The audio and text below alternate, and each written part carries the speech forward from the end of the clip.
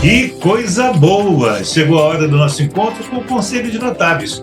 Nossos amigos que tudo veem para contar para a gente o que acharam do que viram. E a partir disso, desse conhecimento que a gente adquire com eles, nós vivemos melhor cada dia, cada situação, cada coisa que nos acontece. Vida adentro ou vida fora, como queira.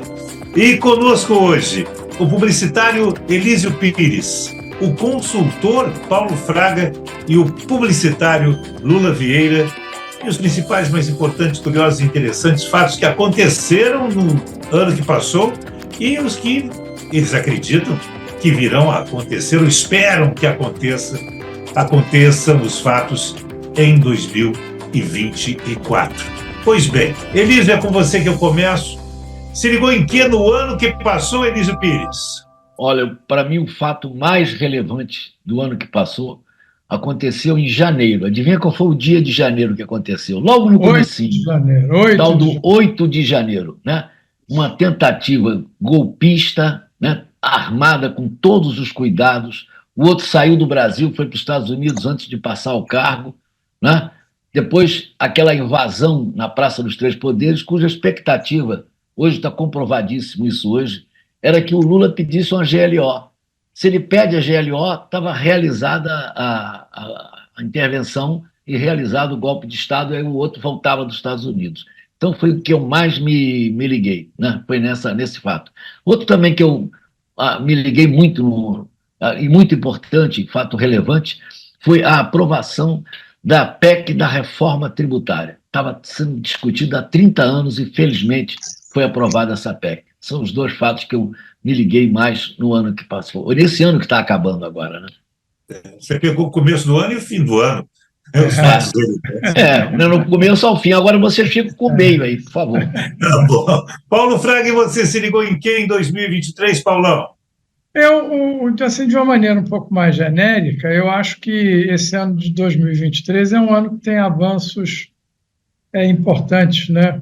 Essa mudança política de presidente foi muito benéfica para o país, né? Especialmente na agenda econômica, né? Em que os avanços foram avanços significativos na agenda econômica, na agenda ambiental. Então, de forma geral, a gente evoluiu bastante bem, né? Essas reformas que o Elísio bem comentou, que são importantes para nós, por outro lado, elas têm nos custado muito, porque é mais em função, a meu ver, de uma relação fisiológica do Poder Executivo com o Legislativo do que um propósito do Legislativo, né? Então, mas, de qualquer maneira, a gente avançou, né? O que eu acho que talvez seja o aspecto negativo a registrar seja as questões de natureza ética, né? E presentes notadamente no Legislativo, notadamente no Judiciário, que vem muito mal sob o ponto de vista de evolução, e o custo Brasil, né? Porque a gente gasta muito mal, gasta muito, e, além disso, essa questão do assalto do Poder Legislativo ao orçamento do Poder Executivo, da ordem agora das emendas em torno de 47 bilhões, né? E um último ponto em relação a esse ano de 2023, que foi um ano que muita gente boa nos deixou, né? Então, é um ano de perdas de pessoas muito significativas para nós, brasileiros, e a sociedade como um todo, né? Pegando um gancho aí, me permita o atrevimento de comentar o seu comentário, Paulo. Nós pagamos à vista o que vamos receber a prazo, longo prazo, né? Pagamos caro, muito caro à vista o que vamos receber a prazo. Isso. E você não citou o fundo partidário. Você está com o coração hoje, né, Paulo? Pois é verdade, tem toda a razão. Triplicou, quadruplicou, sei lá o que quintuplicou. Agora foi de 1 bi para 5 bi nas eleições municipais. Nesse aspecto... O mesmo valor da eleição presidencial, né? As eleições majoritárias, né?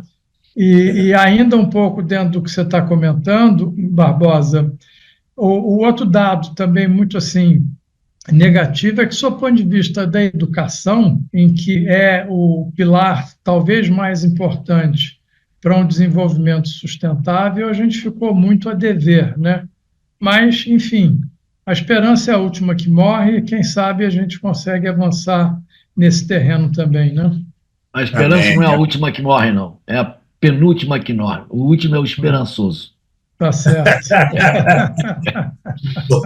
Lula, e você? Se ligou em quem em 2023, Lula?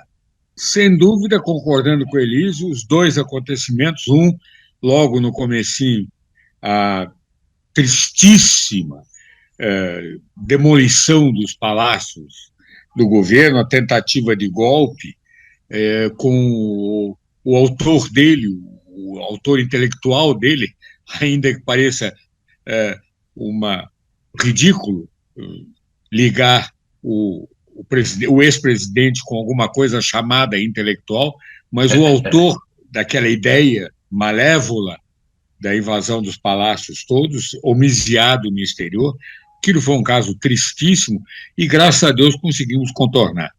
Mas eu acho o encaminhamento, né, com a PEC e o começo de uma reforma tributária é digno da gente comemorar com muita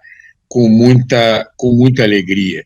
Eu tenho um pouco medo da lenta, mas segura perda completa de vergonha por parte do Legislativo e do Judiciário em relação ao uso das verbas públicas. Eu acho que as pessoas estão aos poucos perdendo a vergonha e perdendo a compostura. Quer dizer, o que o Legislativo faz, distribuindo dinheiro entre eles próprios e criando essas invenções que só aumentam a arrecadação pessoal de cada um.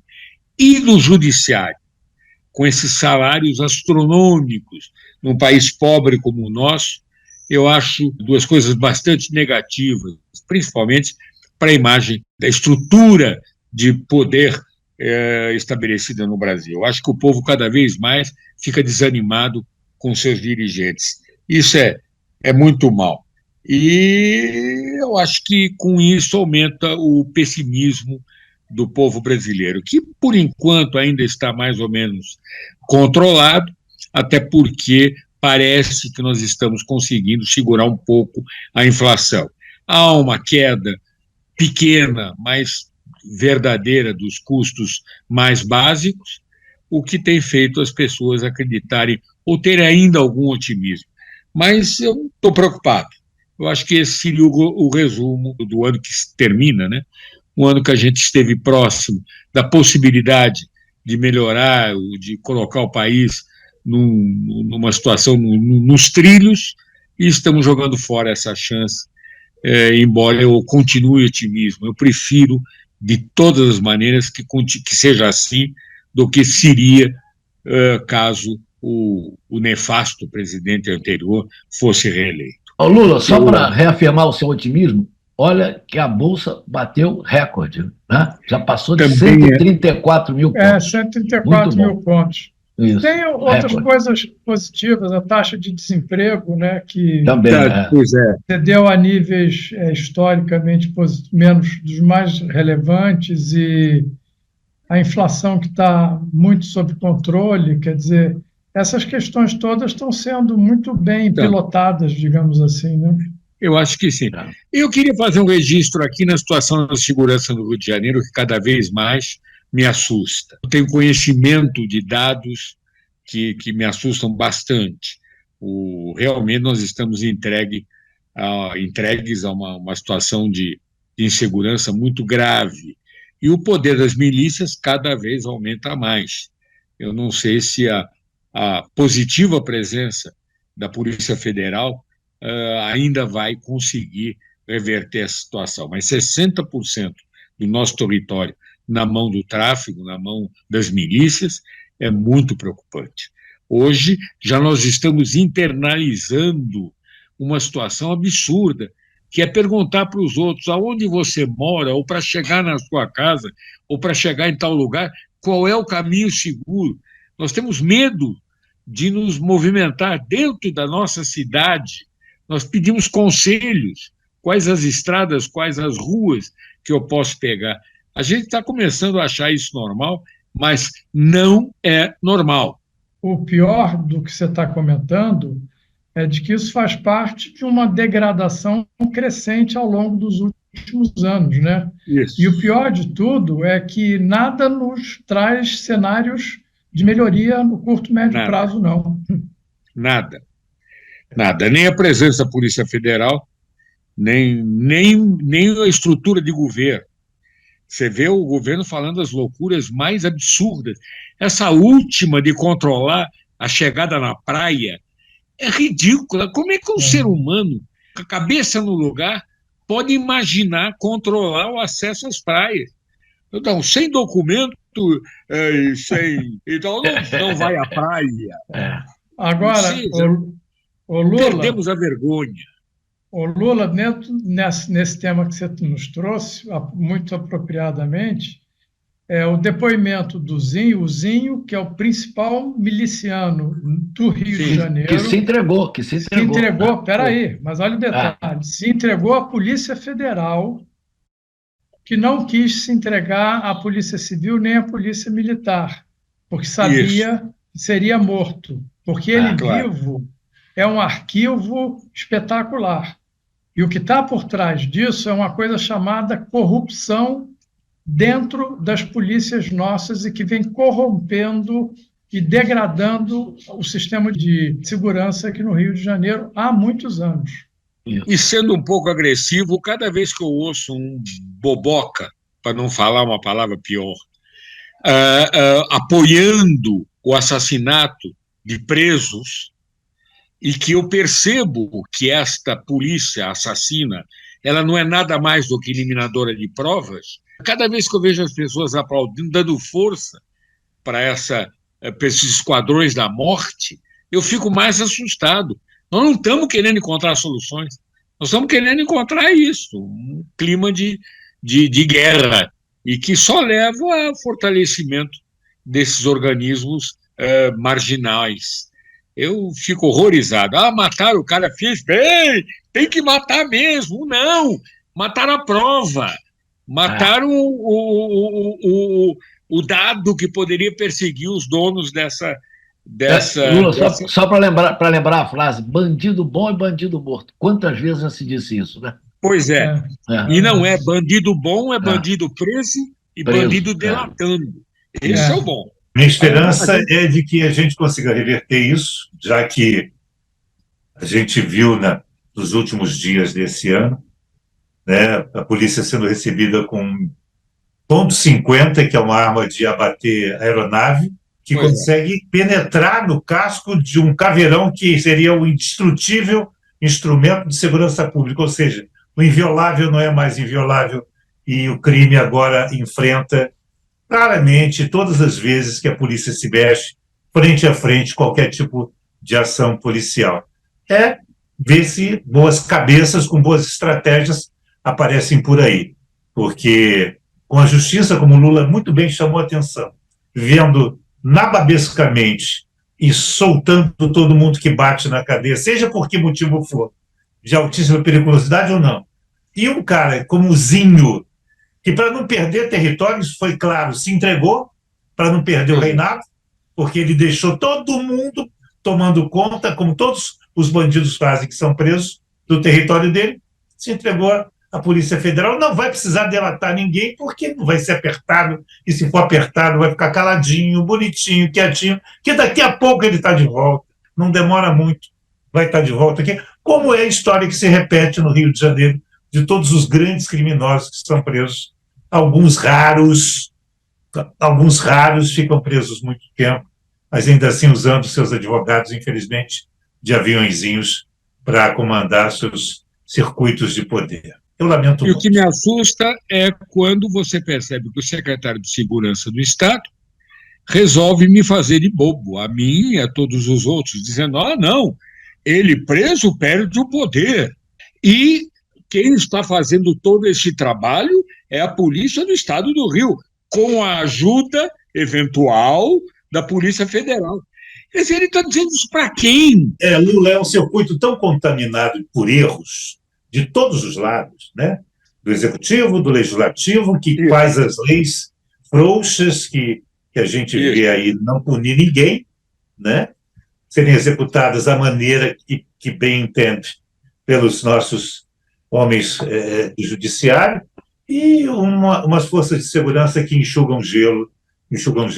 Eu tenho pena, às vezes, dos policiais que arriscam suas vidas todos os dias nas frentes de combate, sabendo que menor não fica preso, a não ser que cometa delito gravíssimo, só se matar. Se não matar, volta para a rua e vai continuar barbarizando e, às vezes, eventualmente matando também esses policiais. Nós estamos como diriam os nossos contemporâneos, numa sinuca de bico. Eu espero que como é que é aquele chapéu? Rui Chapéu apareça. Rui Chapéu. Rui Chapéu sinuca de bico. Para nos tirar dessa sinuca de bico. Sinuca de bico sem giz no taco. Isso é que é o pior. Lula, qual é o livro que a gente vai começar a ler em 2023 e vai continuar em 2024? Eu queria falar um que eu comecei a ler porque me mandaram e eu achei que eu estava lendo apenas mais um livro desses, quase um autoajuda, é do João Branco. Desmarketize-se. É contra a profissão minha e do Elísio. É um libelo contra a marketização e babaca que está se fazendo por aí.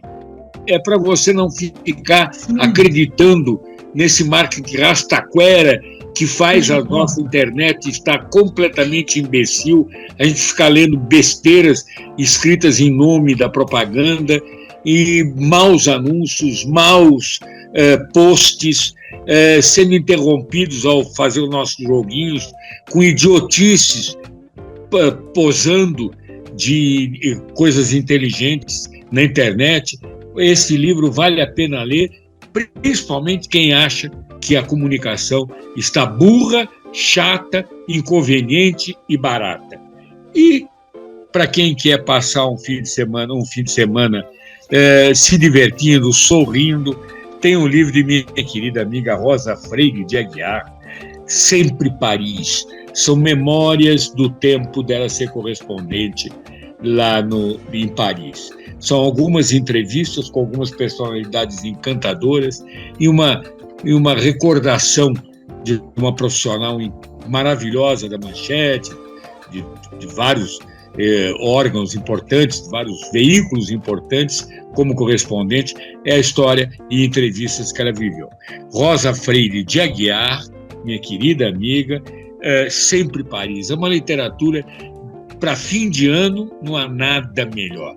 Para esperar os amigos chegarem para a ceia, não há nada melhor.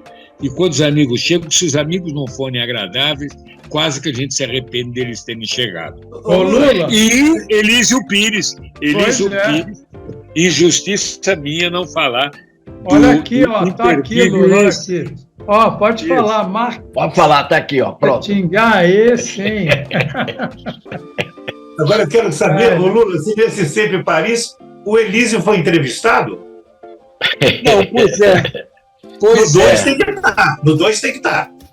E um dos mais importantes parisienses que eu conheço. E parisiense como se deve, aquele turista que eu admiro, aquele que tem o mesmo hotel há 30 anos, a mesma rua, amigo do açougueiro, conversa com a mulher do bar e fala com ele e tal. Aquele Paris que a gente conhece e não é o dos turistas, e sim dos moradores, dos que levam o Paris na alma. Isso aí, matou, certíssimo. Esse é o meu querido amigo Elísio Pires,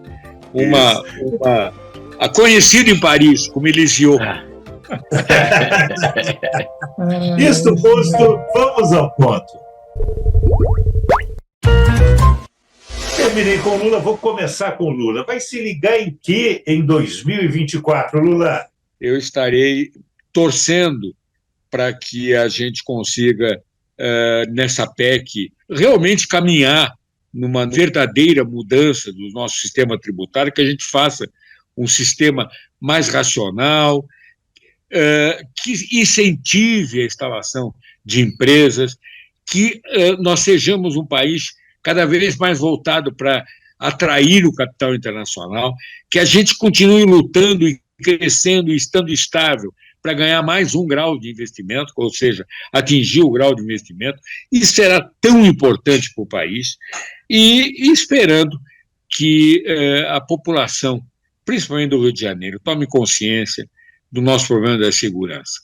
E não acredite nessas falácias desse secretário de Segurança, que a ideia é ficar matando bandido, a ideia é de apoiar o bang-bang, e sim ser uma polícia dura, inteligente, mas principalmente que prenda as pessoas e façam-nas falarem, contarem, e a gente comece a puxar a teia dessa enorme, os fios dessa enorme teia de corrupção que tem nos prejudicado muito aqui no estado do Rio de Janeiro. E que a gente continue lutando para que sejamos cada vez mais um polo turístico, porque nós somos realmente a melhor, mais bonita, mais agradável cidade que pode existir. Paulo Fraga, e você vai se ligar em quem em 2024, Paulão? Eu acho que no ambiente internacional, essa questão das guerras, né, que é uma tristeza absoluta, eu espero que os organismos internacionais, especialmente a ONU e o Conselho de Insegurança, funcionem, entendeu? E que eles possam tentar interferir de maneira positiva nesses assuntos extremamente complexos, né? Uma outra coisa que ainda me mantém muito curioso e atento é o efeito Milei aqui, nosso vizinho na Argentina, né? Essas propostas agressivas, disruptivas que ele está trazendo, vamos ver quais são os desdobramentos que isso pode implicar sob o ponto de vista político e econômico, mas é um ponto que sugere que a gente fique atento ao que lá está acontecendo, né? E com relação aqui ao nosso Brasilzinho, que a gente continue com uma agenda positiva e tentando minimizar as questões negativas que foram aqui comentadas. Mas eu tenho uma expectativa, de forma geral, positiva, que a gente possa continuar evoluindo naquilo que é mais relevante. Amém, amém, que não paremos de evoluir esse 2024 direto. Como dizia minha avó, Deus te ouça. Isso. Deus te ouça, Paulo Fraga, lembrou bem. Meu caro Elísio, você vai se ligar em que em 2024, Elísio? Vou enfatizar o que o Lula colocou até, que é a legislação complementar da reforma tributária. Na realidade, ela não se resolverá totalmente em 2024, ela vai se prolongar pelo menos por mais uns 9 anos, né? Mas eu espero que ela comece, vou fazer torcida, vou fazer campanha, pressionar o Congresso, falar com os deputados conhecidos e tal, para que a legislação complementar comece a ser implantada, né? Até para formalizar, ampliar o que está acontecendo no final de 2023, que o Brasil voltou a crescer. Então, para isso é muito importante essa regulamentação, né, as leis complementares da reforma tributária. Esse é meu objetivo central. E essa preocupação da gente criar um arcabouço, olha como eu estou falando difícil hoje, bonito um arcabouço fiscal que seja realmente incentivador da iniciativa privada, das pessoas empreenderem, e a gente a ser uma atração para o capital estrangeiro. Realmente, eu acho que é uma torcida que a gente tem que ter. Agora, também fazer cara feia para essa farra que estão fazendo com dinheiro nas casas do Congresso e no Judiciário, infelizmente. Eu sou amigo pessoal de alguns juízes, eles mesmos estão horrorizados. Senhores, feliz ano novo, né? Fechamos mais um ano juntos, que coisa. Essa é a melhor notícia de 2023. Agora, para 2024, uma melhor ainda. Vamos continuar juntos. Isso é importante. Muito bem. Gostei. Isso é importante. Isso é importante. Eu acho que isso eu queria registrar, e agora com o coraçãozinho molhado de lágrimas, eu queria dizer que esta coisa foi positiva ano passado.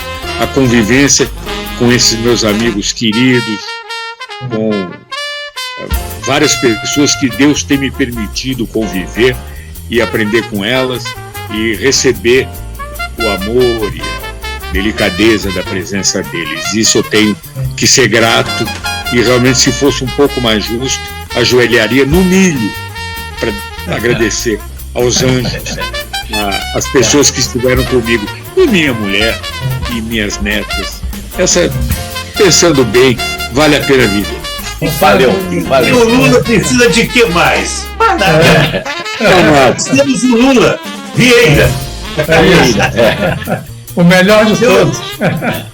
Melhor de todos. Feliz ano novo para você que está ligado na gente, que ficou com a gente esse ano todo, que o ano que vem seja muito melhor e há de ser esse ano. Obrigado.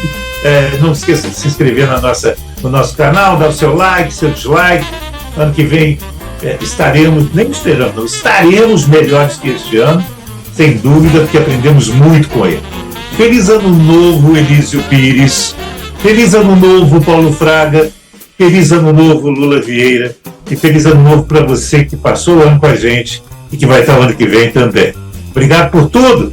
A gente se encontra. Até lá! Viva Socorro! Viva Socorro! Viva Socorro! Saúde e paz para todos. Muita luz, saúde e paz. Beijão, tchau, tchau. Viva! Beijo! Beto Campos, é com você agora. Solta os fogos aí, Beto.